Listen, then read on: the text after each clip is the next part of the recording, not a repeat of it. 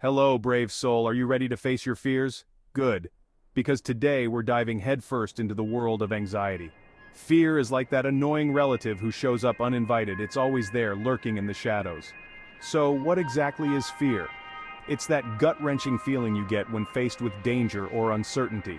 It's the racing heart when you're about to give a speech, the sweaty palms before a job interview, the panic that sets in when you see a spider.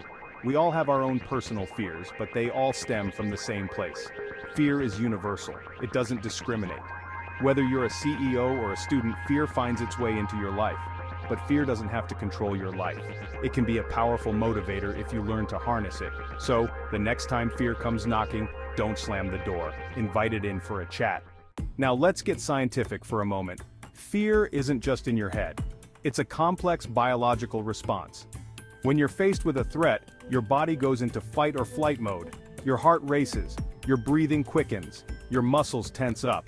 This response is controlled by a tiny almond-shaped part of your brain called the amygdala. Think of it as your brain's alarm system. When it detects danger, it sets off a chain reaction in your body. Hormones like adrenaline and cortisol flood your system. But here's where it gets interesting. Your brain can't always tell the difference between real and imagined threats. That's why you might feel the same fear watching a horror movie as you would facing a real-life scary situation.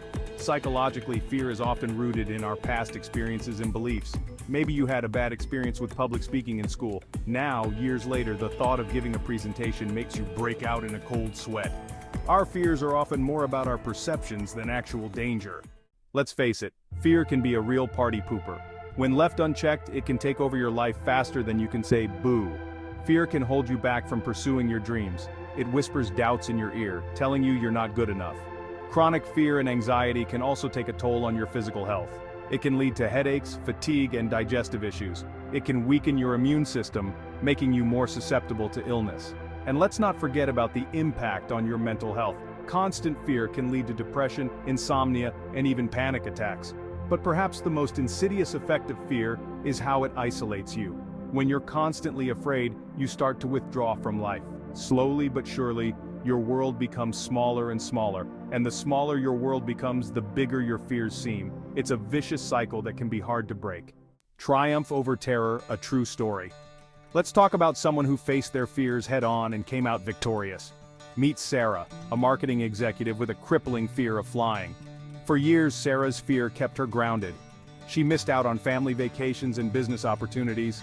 Her fear wasn't just mild discomfort, it was full-blown panic. The thought of flying would send her into a cold sweat. But Sarah was determined to overcome her fear. She decided to face her fear head-on. She signed up for a fear of flying course. The course taught her about flying, relaxation techniques, and challenging irrational thoughts. Then came the big day, her first flight since starting the course. She boarded that plane with determination, and she did it. Today, Sarah flies regularly for work and pleasure. Section 5. Facing your fears. Practical strategies. All right, brave souls, it's time to roll up our sleeves and get to work. Facing your fears isn't easy, but it's definitely worth it. Here are some practical strategies to help you conquer your fears. First, acknowledge your fear. Don't ignore it. Name your fear. Write it down. Look it in the eye and say, I see you. This simple act can take away some of its power. Next, educate yourself. Fear often comes from a lack of understanding. Knowledge is power. The more you understand, the less scary it becomes.